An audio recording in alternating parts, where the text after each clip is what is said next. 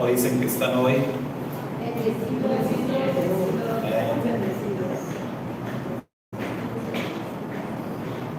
Mire, la semana pasada estuvo medio accidentado todo acá por la falta de energía y no entregamos los boletines. Algunos que se fueron al último alcanzaron, otros no,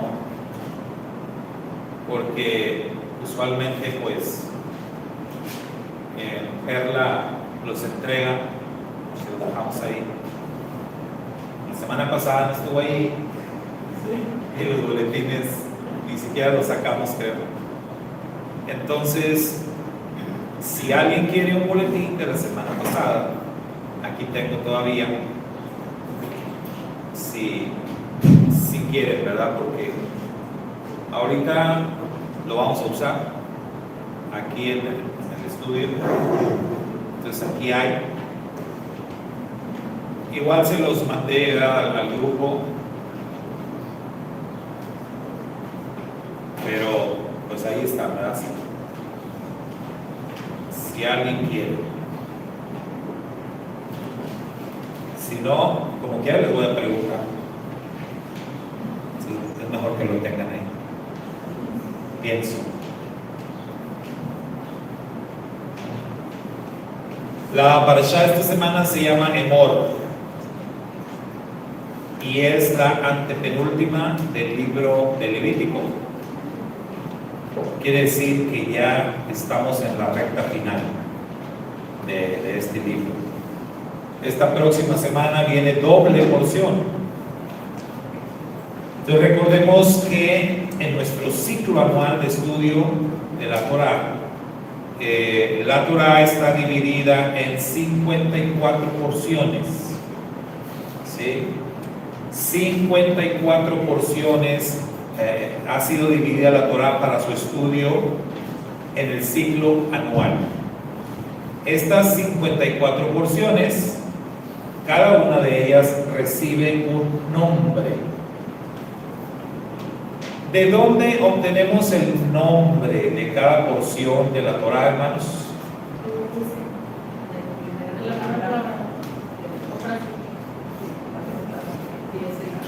Muy bien, de la primera palabra o de la primera frase con la que empieza la porción en el idioma hebreo. De ahí se obtiene el nombre de cada porción.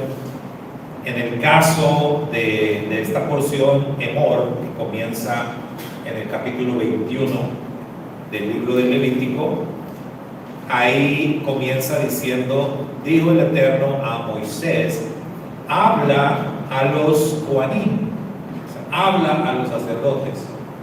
Y esa palabra habla en hebreo es Emor, ¿verdad? Y de ahí toma nombre. Entonces, nada más como recordatorio, son 54 porciones en total. Cada una tiene un nombre hebreo que se toma de la primera línea, la primera frase o de la primera palabra de cada porción. Lo mismo pasa con los 5 libros de la Torá. Cada libro recibe nombre de la primera palabra. De hecho, los 5 libros de la Torá tienen el nombre de su primera porción, ¿verdad? Bereshit, que es traducido como Génesis. Bereshit, su primera porción se llama Bereshit. Shemot, que es el segundo libro de la Torá, traducido a nuestro idioma como Éxodo, la primera porción se llama Shemot, también igual que el libro.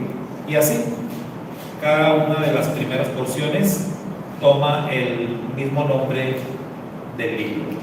Entonces estamos actualmente en el ciclo anual de estudio de la Torá.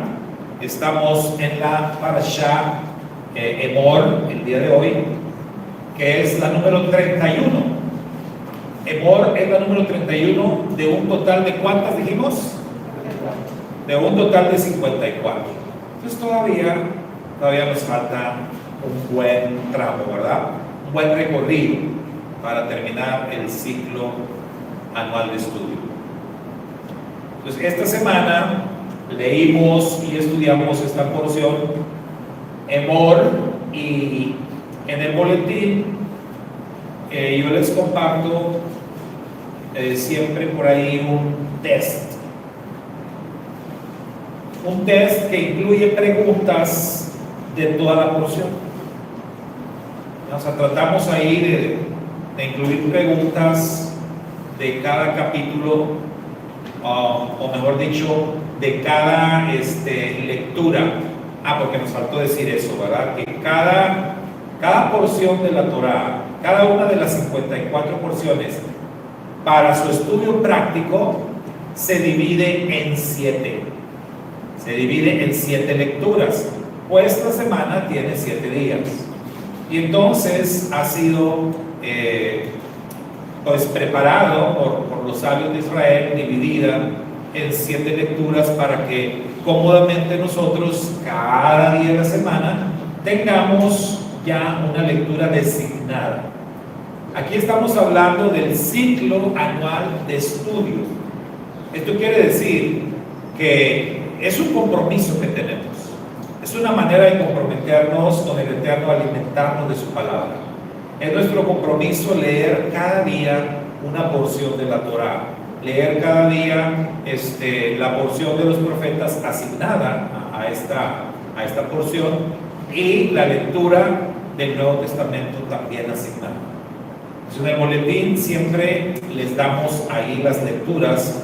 Por ejemplo, para esta semana que está terminando, les dimos las lecturas de la Torá, Levítico 21, del verso 1 al capítulo 24, verso 23. La lectura de los profetas fue Ezequiel, capítulo 44, versos 15 al 31. Y las lecturas asignadas del Nuevo Testamento fueron Mateo, capítulo 5, versos 38 al 42, y Gálatas 3, 26 al 29. Siempre las lecturas que se seleccionan tanto de los profetas como del Nuevo Testamento es porque tienen alguna conexión con la porción semanal de la Torá.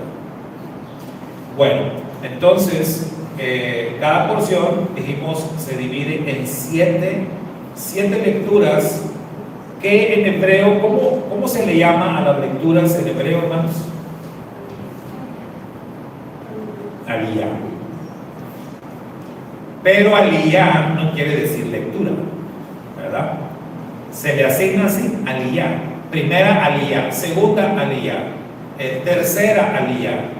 Pero la palabra hebrea aliyah, aunque muchos la entienden como lectura, no quiere decir literalmente lectura. ¿Alguien recuerda qué quiere decir aliyah? ¿Cómo es elevarse? Literalmente es subir. ¿Sí? Subir a Jerusalén. O sea, en el judaísmo del pueblo de Israel, desde la antigüedad, siempre se usaba la palabra aliyah para decir vamos a subir a Jerusalén. Pues Jerusalén, la santa ciudad de Jerusalén, está en una montaña muy elevada. Entonces siempre tenías que subir a Jerusalén. Por eso los salmos, hay una sección de salmos, ¿se acuerdan cuando estudiamos el libro de salmos? Que se conocen así, como los salmos de ascensión o subida. ¿Por qué? Porque se acostumbraba cuando los israelitas subían a las santas convocaciones, acostumbraban cantar esos salmos. Entonces por eso se les conoce como cantos de ascensión o cantos de subida, que en hebreo es aliyah. Entonces literalmente aliyah es subir a Jerusalén, elevarte. ¿Y por qué entonces se le llama así a las lecturas? Porque cada vez que abrimos la Torá, cada vez que abrimos la palabra del Eterno y hacemos lectura de su palabra, lo que está pasando con nosotros es que nos estamos elevando. ¿Sí? Cuando tú abres la escritura, lees la escritura con un espíritu correcto, lo que está pasando es que te elevas. Es como en ese momento separarte de este mundo, como separarte de la carne y en el espíritu unirte al que es el dador de la palabra. Pues por eso se le asigna el nombre de Aliyah. En plural, el hebreo de Aliyah es Aliyot, ¿sí? El plural. Entonces, cada porción se divide en 7 y nuestro test tratamos de incluir preguntas de las 7 aliyot, de las 7 lecturas. Así que bueno, pues vamos a ir rápidamente a las preguntas y ver si las contestaron bien o mal, ¿verdad? Pero que las hayan contestado. Ayer vi que la hermana Ketita estaba como hablando con mi esposa. Saludos, hermana Ketita. Creo que le envió sus respuestas para ver ahí, a ver cómo andaban. No se vale copiarse, nada se crea. No, eso es bueno y que me da gusto que se pongan en contacto unos con otros y se ayuden, si tienen dudas, ¿verdad? Que se ayuden, que se pregunten, oye hermana, ¿cómo respondiste a esta pregunta? Yo puse esto, ¿tú qué pusiste? Eso es muy bueno porque eso habla de que sí lo están haciendo, de que sí están enfocados, ¿verdad? De que sí están cumpliendo con la tarea asignada. Porque esa es una tarea asignada, ¿verdad? Contestar el test.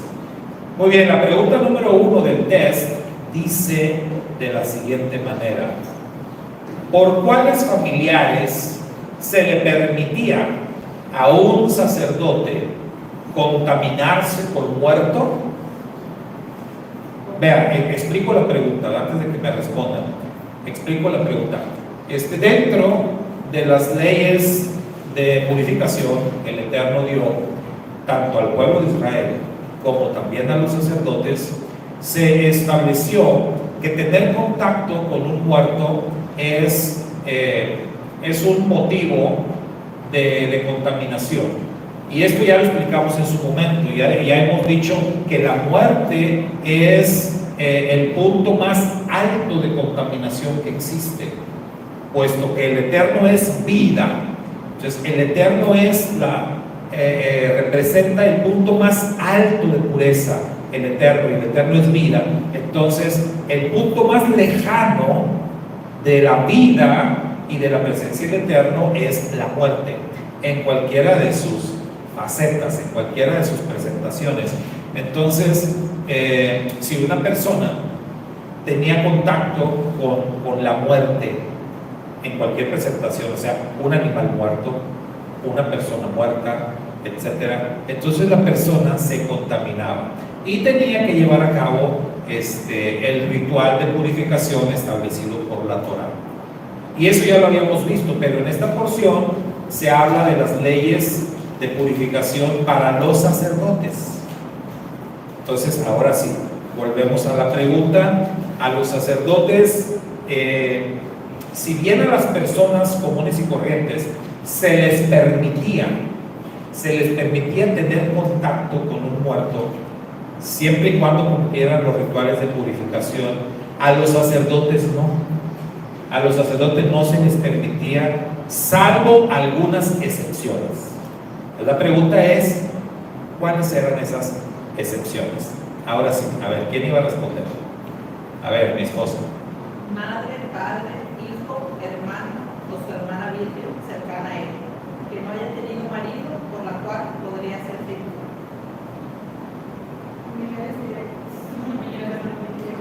Sí, o sea, solamente por familiares directos.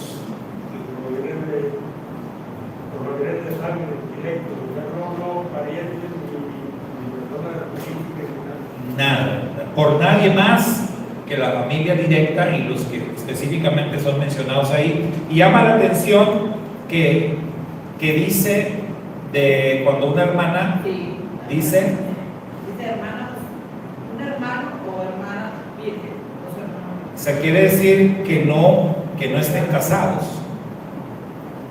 Porque si ya estaban casados, no, ya no se te permitía contaminarte por ellos. ¿Mandé?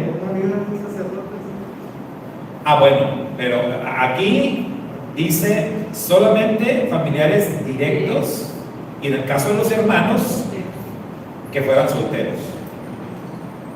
¿Sabéis? Y el sacerdote también iba a tener sus leyes de purificación. Entonces, pero a ellos no se les permitía contaminarse por cualquier persona. Se dice que cuando Su Majestad Yeshua murió y fue sepultado, y cuando dan la noticia de que el cuerpo desapareció, ¿se acuerda que María va y lleva la noticia? Y Pedro y Juan se fueron corriendo hacia la tumba. Hasta dice la escritura que Juan era más ligerito, era más joven y llegó más rápido. Sin embargo, Juan no entró en la tumba. Si yo no sé para qué corrió tan rápido si no pensaba entrar.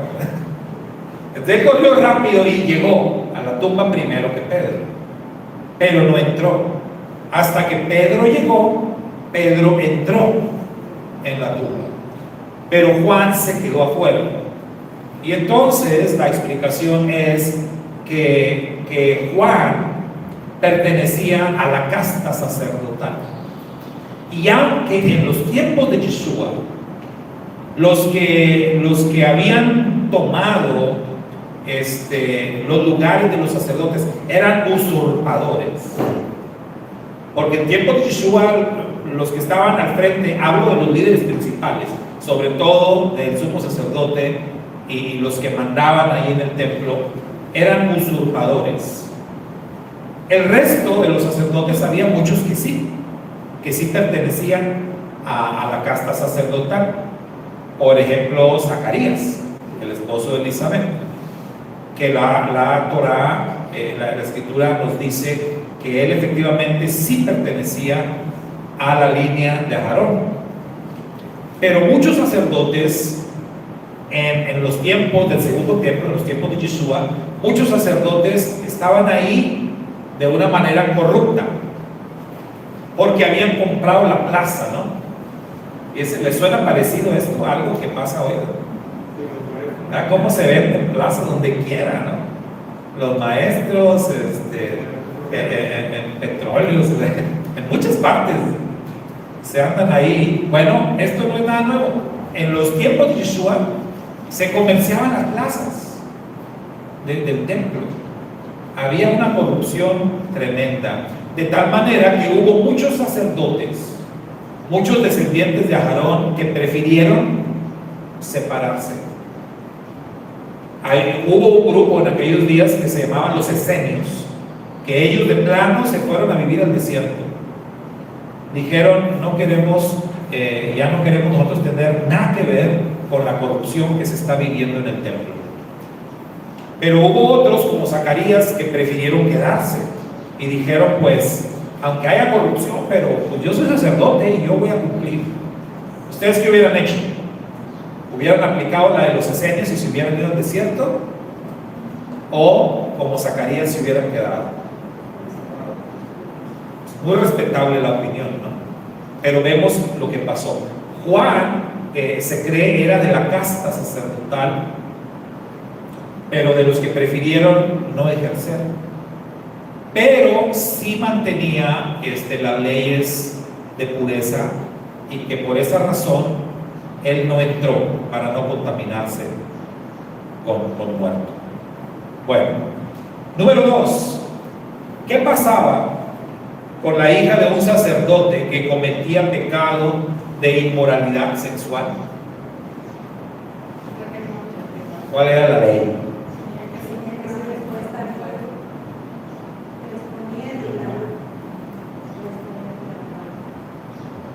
¿Y por qué era eso? ¿Por qué si con la hija de otro no pasaba eso? O sea, con la hija de un ciudadano común y corriente no no aplicaba eso. Entonces, ¿por qué con la hija de un sacerdote la ley era tan implacable, ¿no? Tan estricta? ¿Qué piensan? Muy bien, hay una pregunta aquí, ¿verdad? Que vamos a ver sobre eso, pero es bueno irnos metiendo, haciéndonos cuestionamientos. ¿Por qué? ¿Por qué los sacerdotes, en este caso, por qué a los sacerdotes se les exigía más? ¿Y por qué a las hijas o hijos de los sacerdotes también se les exigía más? ¿Saben que este es un tema de mucha polémica hoy en día en muchas iglesias?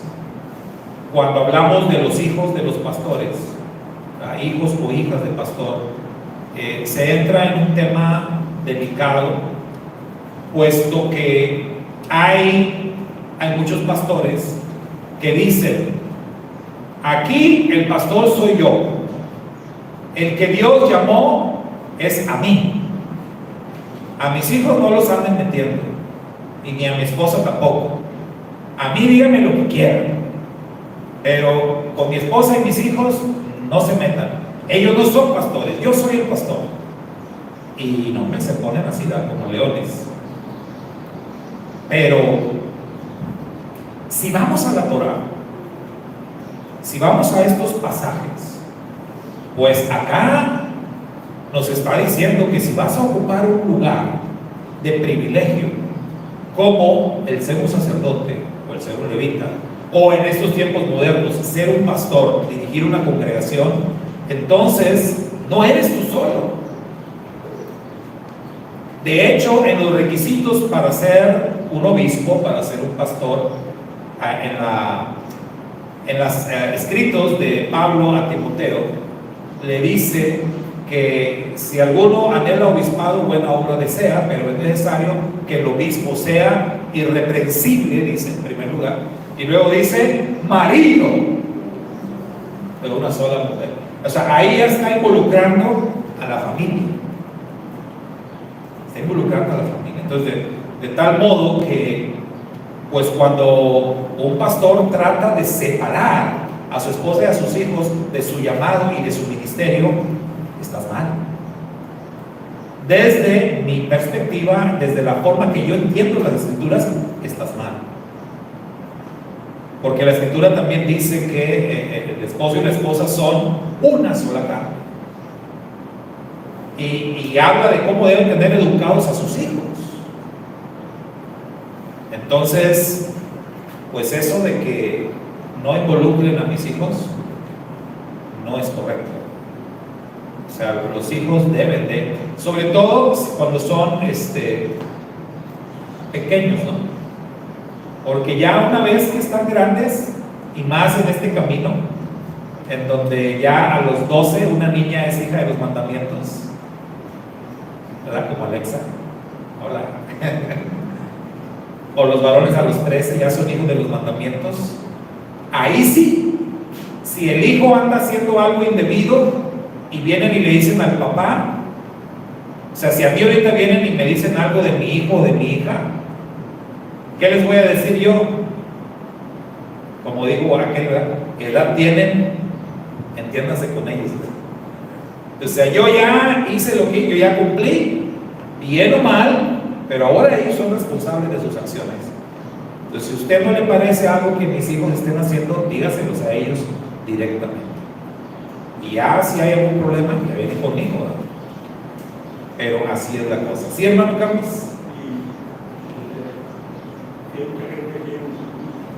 Lo que es el evangelista, pero dice la palabra que quiere hacer maestro, diácono, que quiere hacer parte de la protección del ejército.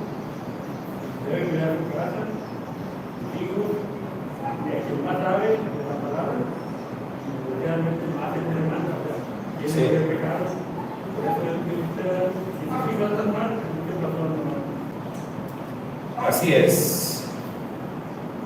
Entonces, bueno, quizás no tiene que ver el asunto, ¿verdad? Pero ahorita aquí en nuestro país, a nivel nacional, anda mucho escándalo en torno a los hijos del presidente.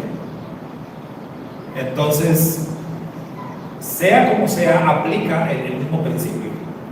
Es normal que alguien que se eligió para ser el presidente de la República, pues es normal que los ojos de las personas estén puestos también en su familia, o sea, no nada más en él. Y también hay presidentes que no les gusta, ¿verdad?, que les toquen a sus hijos o que digan cosas de sus hijos, pero se entiende que por ser su familia, pues estén en el ojo del huracán, ¿verdad? Eso es normal, ¿verdad? No es nada del otro mundo. Bueno, número 3. Mencione 4 defectos físicos que impedían a los descendientes de Aarón ministrar en el santuario. Había más impedimentos, pero aquí estamos pidiendo 4 defectos físicos que no les iban a permitir ministrar. O sea, eran descendientes de Aarón, por lo tanto tenían todo el derecho de ser levitas o de ser sacerdotes, pero si tenían defectos físicos no podían ministrar en el santuario. Entonces, ¿cuáles eran algunos de esos defectos? Si era jorobado, ¿qué? Ciego, ahí está, cojo, mutilado o deforme. Y esto lo hablábamos en una de las reflexiones, ¿no? O sea, alguien puede decir, oye, ¿qué pasó? Pues no, que el Eterno no hace excepción de personas. Bueno, lo explicamos en la semana. Pero lo quiero ilustrar con la escena de una película que me gusta mucho, que se llama 300. ¿Cuántos vieron 300? Bueno, si vieron la película 300, es una película de guerra, ¿no? Soldados que van a salir a la batalla, los famosos 300 griegos espartanos que van a luchar contra el poderosísimo ejército de los persas. Esto es algo histórico, esto es algo que realmente pasó. El evento, no todo lo de la película, pero el evento en sí fue real. Y en la película hay un hombre que quiere luchar con los espartanos. Él es un espartano. Su padre fue soldado, fue parte del ejército de Esparta. Por lo tanto, digamos, él tenía todo el derecho, por su padre, él tenía todo el derecho de ser un soldado, de ser un guerrero. De hecho, tenía la armadura de su padre y tenía toda la vestimenta de un guerrero. Y él va vestido como guerrero y lleva su escudo y lleva todo, su lanza y todo, y va bien armado y va siguiendo al ejército de lejos. Pero había un problema, este hombre estaba deforme. Este hombre estaba jorobado, estaba deforme, no podía enderezarse, no podía levantar bien sus brazos. Entonces el rey lo manda a llamar y dice, a ver, que se acerque, ¿por qué no me está siguiendo? Y él dice, oh rey, yo quiero pelear con ustedes, yo quiero defender a mi pueblo, yo quiero pelear lado a lado con ustedes. El rey le dice, veo que estás vestido para la batalla. Y sí, mi padre era guerrero, y yo esta es la ropa de mi padre. Y el rey le dice, pues todo está muy bien, pero quiero decirte algo. A ver, levanta tu escudo por encima del hombro. No podía. No podía debido a su deformidad. Entonces el rey le dice, mira, nuestro sistema de lucha se basa en la unidad, se basa en la defensa, se basa en el cuidarnos los unos a los otros. Y para eso es fundamental que todos los guerreros estén con sus escudos levantados por encima del hombro. Cuando el enemigo viene, entonces todos defendemos en unidad. Entonces el rey le decía, a ver, si te ponemos a ti, es un eslabón débil, por ahí nos van a penetrar y vamos a perder. Entonces, ahora sí que con todo el dolor de mi corazón, pero no te puedo aceptar como guerrero. Nos puedes apoyar de otra manera, pero no peleando. Eso ilustra perfectamente lo que pasaba con los descendientes de Aarón, que teniendo derecho a ser sacerdotes, pero no podían ejercer debido a estos problemas, debido a estos defectos. O sea, el Eterno no está menospreciando a nadie, no está haciendo menos a nadie. De hecho, a ellos, la misma Torah dice que se les podían asignar otras cosas. Y de hecho, ellos comían del pan del templo como cualquier otro, pero no podían participar del servicio porque, hermano, el trabajo de los sacerdotes era durísimo, era muy pesado y ellos no iban a poder hacerlo. Entonces, más bien el Eterno los está cuidando, los está protegiendo, pero no los está haciendo menos de ninguna manera. Muy bien, número 4. ¿Eran las leyes de purificación dadas a los sacerdotes iguales a las del resto del pueblo? No. ¿Por qué no? Ya se dijo ahorita, pero vamos a ratificarlo. ¿Por qué no? Los sacerdotes estaban en un nivel de responsabilidad mucho mayor. Los sacerdotes se les demandaba un nivel de pureza mucho mayor de lo que se le demandaba a un ciudadano común y corriente. Por eso las leyes para los sacerdotes eran más estrictas, eran mucho más duras, porque a mayor capacidad, mayor exigencia. Si tú eres una persona muy capaz, se te va a exigir más. Y no debemos de quejarnos de eso. De verdad, o sea, si a ti en tu trabajo o los que todavía son estudiantes en la escuela, si tú ves que tus maestros a ti te exigen más que a un compañero, antes de quejarte por eso, mejor pregúntate por qué. Y es muy probable que a ti te exijan más porque están viendo en ti a una persona con mayor capacidad. Entonces, lo que tú quizás estás considerando como una ofensa, a lo mejor es un halago. A lo mejor es que están viendo en ti a alguien con mucho potencial. Y si es así, pues dame más, ¿verdad? Dame más trabajo, me voy a esforzar. Cuando ya de plano no pueda, pero esto es así en la Escritura. Eres un sacerdote, mayor nivel de responsabilidad. ¿A quién se le exigía más que a todos? Al sumo sacerdote. En una de las reflexiones que hablamos de los niveles de santidad, niveles de pureza en el pueblo, dijimos, el pueblo en general tenía un nivel de santidad, un nivel de pureza. Los levitas tenían un nivel mayor que el pueblo, pero los sacerdotes tenían un nivel mayor que los levitas. Y el sumo sacerdote tenía un nivel mayor que los sacerdotes. Así es como funciona. Por eso, pues no nos molestemos, no nos enojemos si de repente por ahí se nos exige más. Número 5. ¿Para qué tipo de ofrenda si eran aceptados animales con defecto y para cuáles no?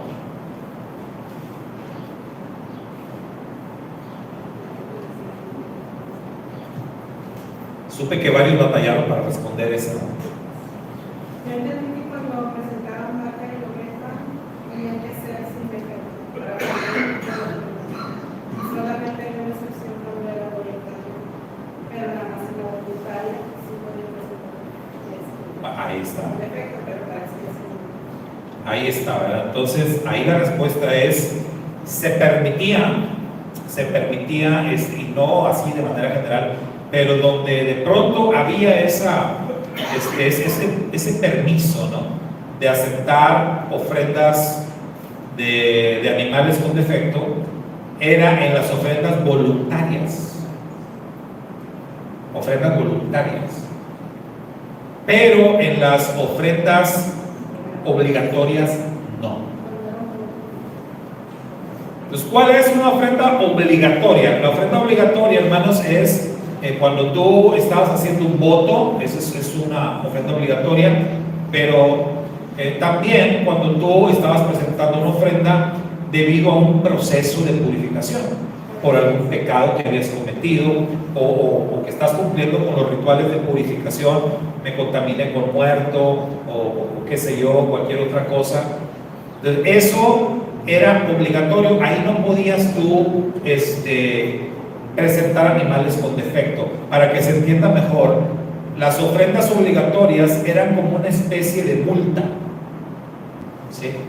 Una especie de multa que se tenía que pagar. Entonces, supongamos que hoy en día a ti te pone una multa, no sé, tránsito. Un oficial de tránsito te levanta una multa, te da tu ticket, tú vas allá a las oficinas a pagar la multa, y a poco tú puedes llegar y decirle ahí al recaudador de multas, pues son 1,000 pesos, pero te voy a dar nada más 200. ¿Qué te va a decir? ¿Te lo va a aceptar? Los 200.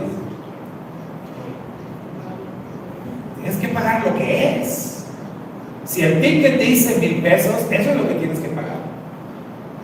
Ya si ellos tienen ahí una cláusula de que ya ven que a veces que si pagas en tantos días te dan descuento, esa es otra cosa, pero tú no pones las reglas ahí.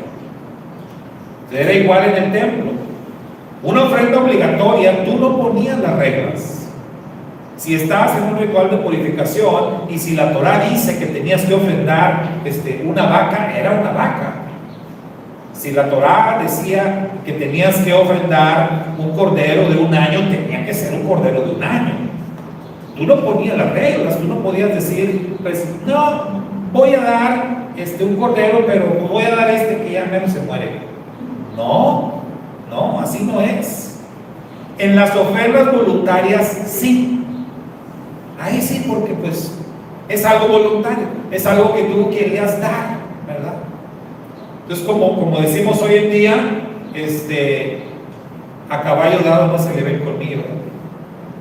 ¿Así dice o no? ¿Conocen ese dicho? Esto porque dicen que si tú quieres saber como las condiciones o como que la edad de un caballo, ahí los dientes se ven. Digo, los que saben. Yo no sé, yo nada más veo dientes igual. Pero dicen, por eso el dicho, a caballo dado no se le ve colmillo. O sea, si te están regalando algo, no te pones a examinar a ver qué te están regalando. Es un regalo, punto. No te pones ahí, a ver, ¿qué me diste? No, hombre, mira lo que me estás dando, no, quédate con él. No, eso no se hace. Lo agarras y ya. Entonces, así, ofrendas voluntarias, sí. Ofrenda obligatoria, no, señor. Ahí tienes que dar lo que está establecido. Número 6. ¿Cuántas santas convocaciones son mencionadas en Levítico 23?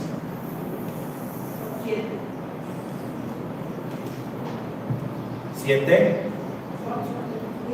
8, 10. Vaya, creo que me perdí algunas. Aquí ya hubo polémica, ¿no? 7, 8, 10. ¿Alguien encontró más? ¿O menos? Pues vamos a ver. Primera santa convocación mencionada en Levítico, el Shabbat. El Shabbat. Segunda, Pesa. Tercera, panes y levadura, matzot. Cuarta, las primicias o picurín. Quinta, Shavuot.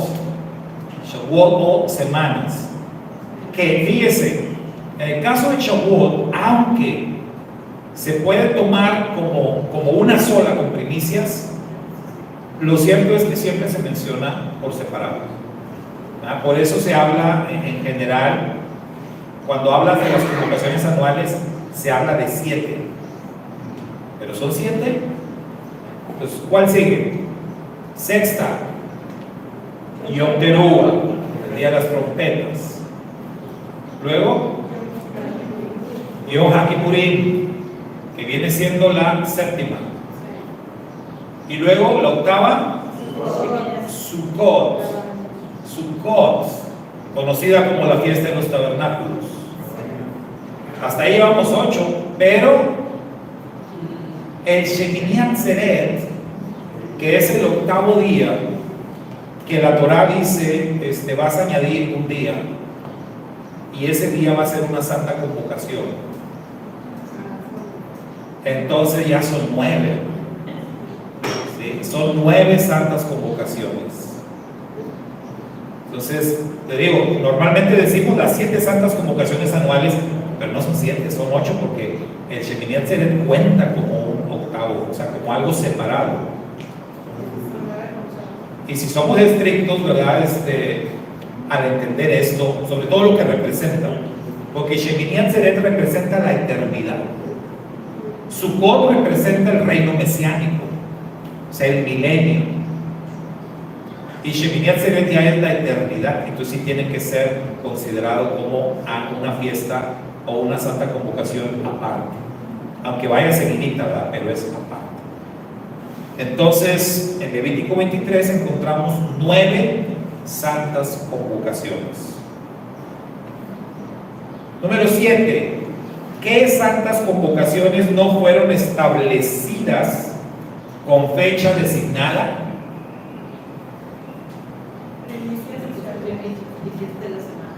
Las primicias y la fiesta de las semanas, Bikurim y Shavuot, que Shavuot también es llamada Bikurim, ¿verdad? Lo que decíamos. Entonces, esas no son establecidas con fecha. De las demás, sí. El día 14 del mes primero celebrarás Pesach. Del día 15 al 21 del mes primero celebrarás Matzot. Pero en el caso de Bikurim no dice la fecha. ¿Cómo nos hubiésemos evitado dolores de cabeza, verdad? Y desacuerdos entre grupos si la Torah hubiera dicho así con fecha? Pero como no dice, de ahí se ha derivado una gran discusión que ha traspasado los siglos y las edades y que hasta la fecha pues sigue siendo motivo de desacuerdo. ¿Cuándo se celebra Bikurim? Bueno, esta es la siguiente pregunta, ¿verdad? ¿Cómo sabemos entonces cuándo celebrar dichas convocaciones si no tienen una fecha establecida? ¿Cómo le hacemos para saber? ¿Qué contestaron ahí?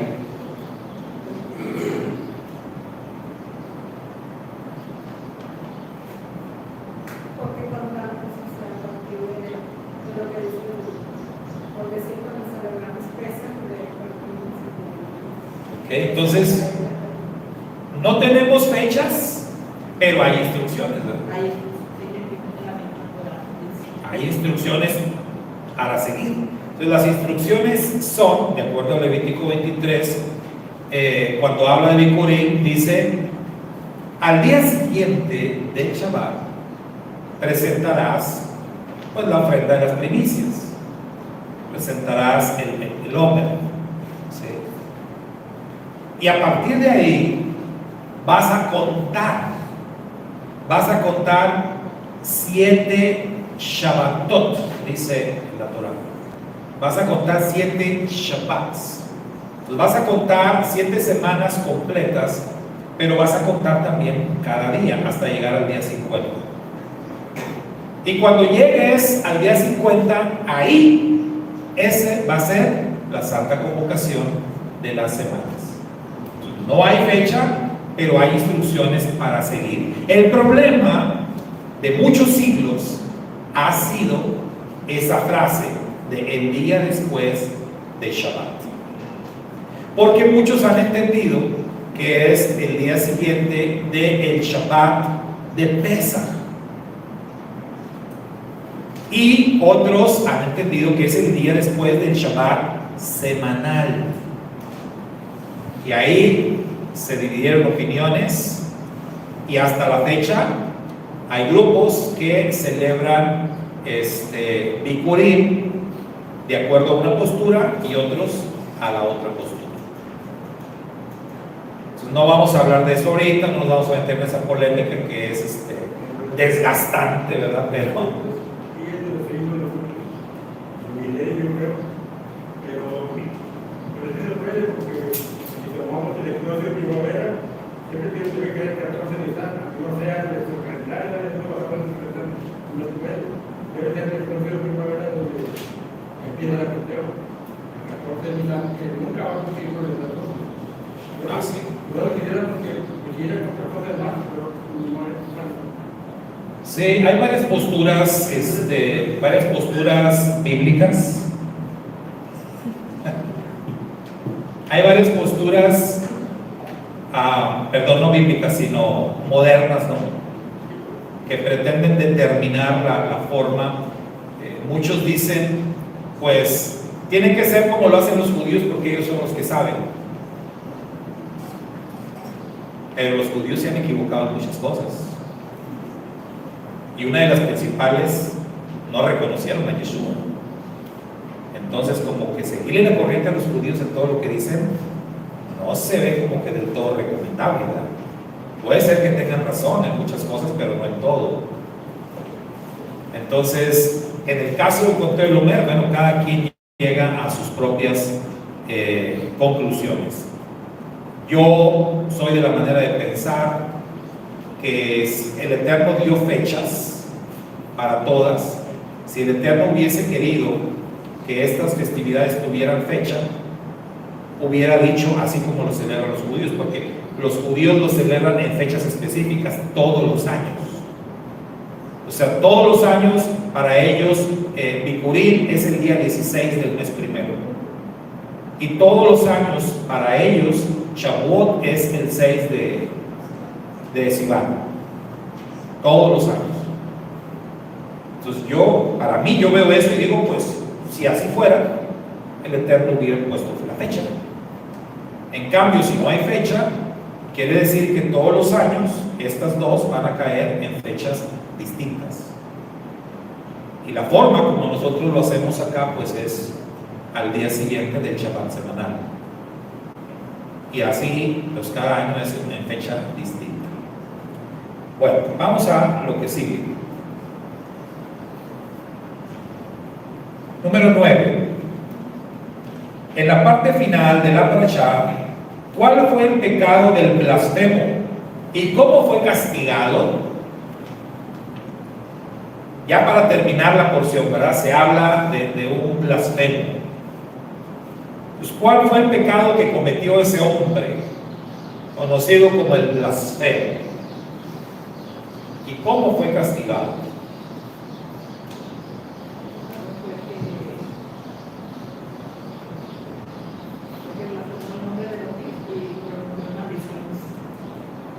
Blasfemó, ¿ok? Pero ¿en qué consistió la blasfemia? Dice mi esposa que usó el nombre del Eterno combinado o en una frase con maldición o con malas palabras.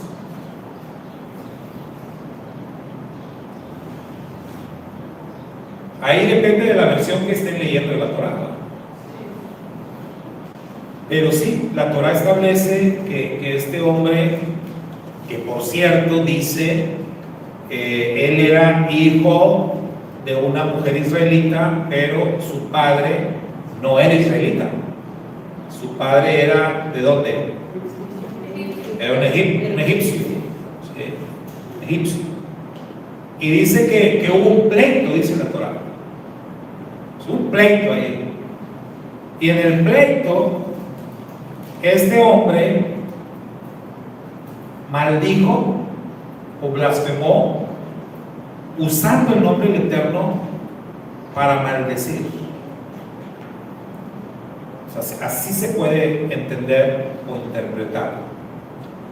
Ahora, yo les diría, ¿y qué pasa con el profeta Eliseo? Porque se acuerdan, la escritura habla de un caso cuando el profeta Eliseo usó el nombre del Eterno también en una frase de maldición con unos muchachos que le faltaron al respeto. Un grupo de jóvenes que se burlaron del profeta porque era peloncito él, y que se burlaron, pelón, calvo, no sé. Hicieron escarnio hicieron escarnio del profeta. Entonces dice la escritura que el profeta Eliseo los maldijo en el nombre del Eterno, y que inmediatamente de quién sabe dónde salieron unos osos y los devoraron. Entonces, si el blasfemo de acá del Levítico hizo lo mismo que el profeta, ¿por qué acá este hombre es sentenciado a morir? Y pues con Eliseo yo no veo que pasó nada.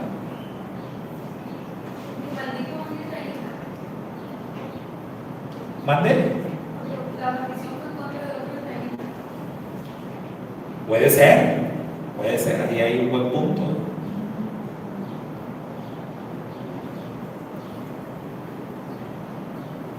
Bueno, el hombre, ¿cómo fue castigado?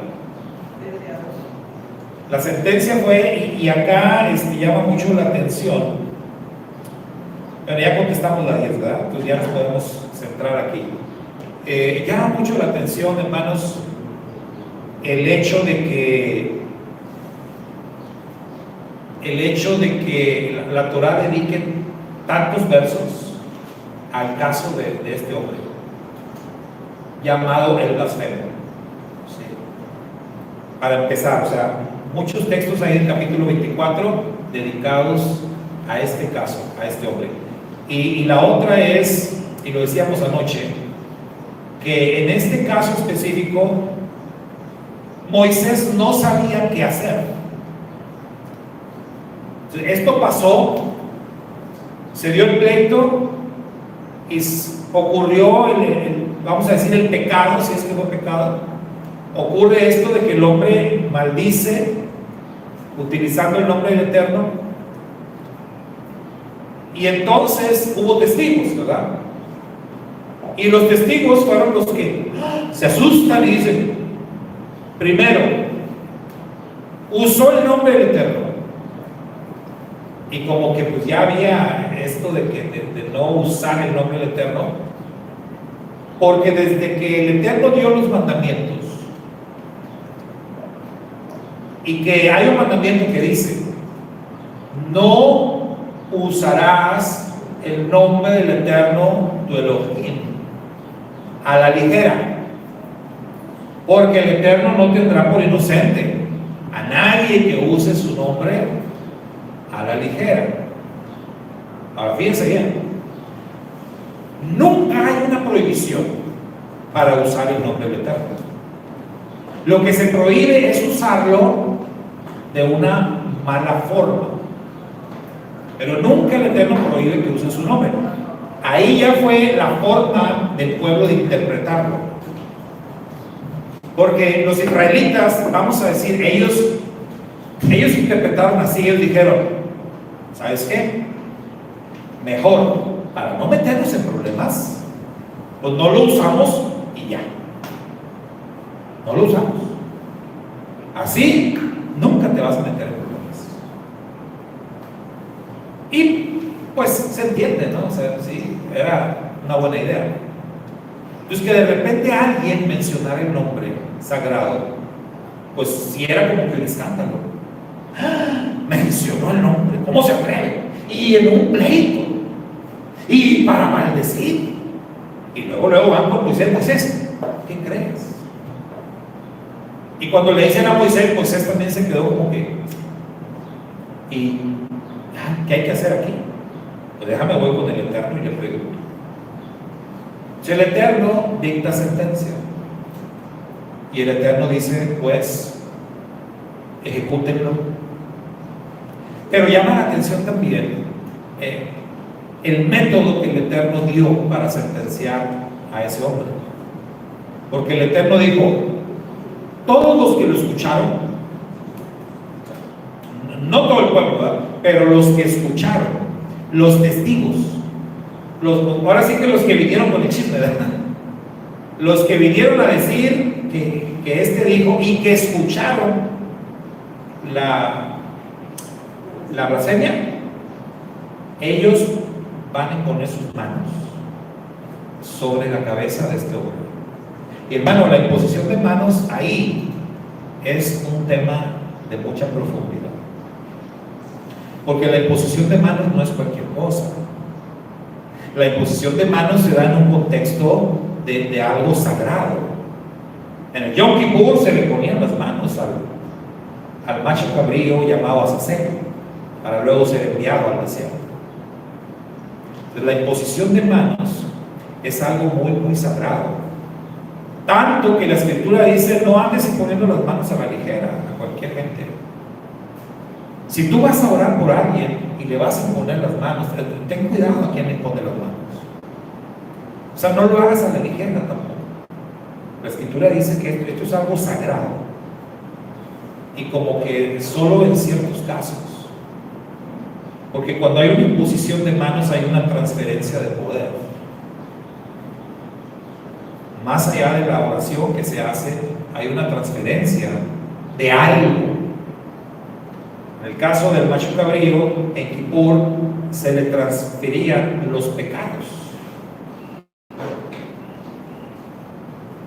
Pensemos por un momento, ¿qué le iban a transferir los testigos al blasfemo? ¿Por qué el Eterno ordenó que le pusieran las manos? Esto es para pensarse. Esto es algo muy profundo. Lo podemos ver como algo de que, sí, era un malvadazo y blasfemó y por eso lo castigaron con la muerte. Pero vean que ya después de este caso, nunca se vuelve a mencionar ninguno semejante. No hay ninguno. Igual como el que quebrantó el Shabbat, que fue y cortó leña en Shabbat y que lo ejecutaron. Y nunca más. Ahora, es difícil pensar que nunca más nadie hizo eso. Pero son casos únicos, que cuando nos damos cuenta de esos casos únicos, tenemos que tratar de verlos con otros ojos, con una perspectiva más bien profética, simbólica. Y cuando lo vemos así, ¿qué le parece que puede estar representando este blasfemo? ¿Qué puede estar simbolizando este blasfemo?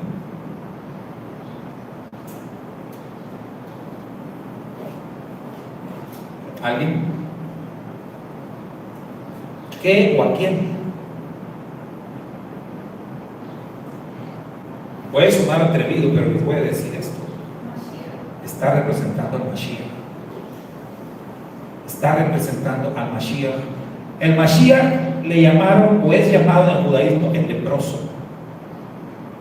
El Mashiach es llamado bastardo. El Mashiach es sobajado, es insultado.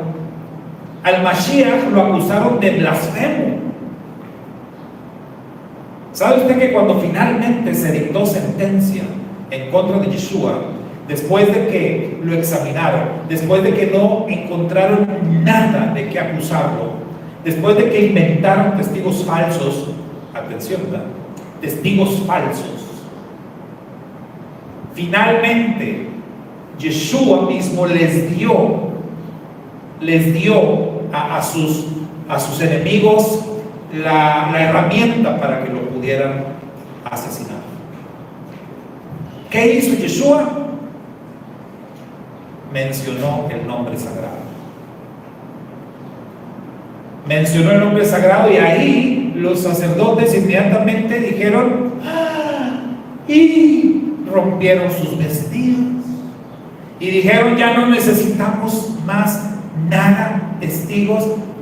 Todos lo escucharon aquí. El hombre ha blasfemado. Blasfemado. Porque mencionó el nombre de su padre. Blasfemó. Acá el hombre de Levítico por lo menos dice que lo usó en una maldición. Pero ¿saben qué? Yo tengo mis dudas con eso. Porque yo veo que cuando el Eterno dice que los testigos que los que lo oyeron pongan sus manos sobre él. Yo lo que veo ahí es, ustedes van a cargar con esa muerte. Ustedes van a cargar con esa responsabilidad. Ustedes aseguran que escucharon a este hombre blasfemar. Bueno, se le va a mandar a ejecutar, pero su sangre va a caer sobre sus cabezas. ¿Y se acuerdan que con Yeshua pasó algo así? Incluso hubo quienes dijeron, sí, que su sangre caiga sobre nuestras cabezas. ¡Qué terrible! Pero hay un paralelismo ahí entre este hombre, este blasfemo, y su majestad, Yeshua.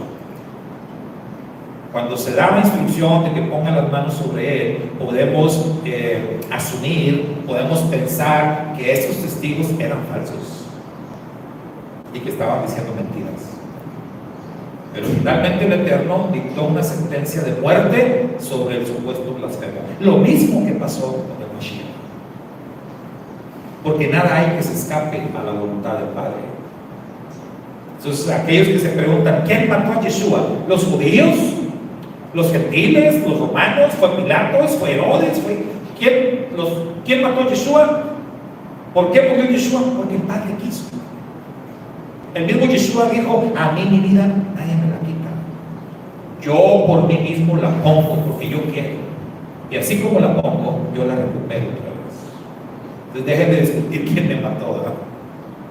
Porque ese es otro conflicto de siglos, de acusándose unos a otros quién fue el responsable de la muerte de Yeshua. Y este es un plan divino. Entonces, esta parte de la Torah es maravillosa. Esta última parte de temor, porque vemos en aquel hombre blasfemo una figura mesiánica. Y eso es considerado en los niveles de interpretación de las escrituras. Esto es considerado un sod. Bueno, el sod es el nivel de lo oculto, el nivel de lo escondido, de lo secreto. No es tan fácil descubrir eso, pero sí se puede ver, sí es posible ver al Mashiach Yeshua ahí representado en ese hombre. Y así fueron las cosas, igual como pasaron con este hombre, muy semejantes pasaron con Yeshua. Bueno, esas son todas las preguntas, hermanos. Así concluimos con nuestro estudio de este día de nuestra porción semanal. Shabbat Shalom para todos, Shabbat Shalom para los hermanos que nos acompañan a la distancia, bendiciones para todos. Vamos a concluir con nuestro servicio.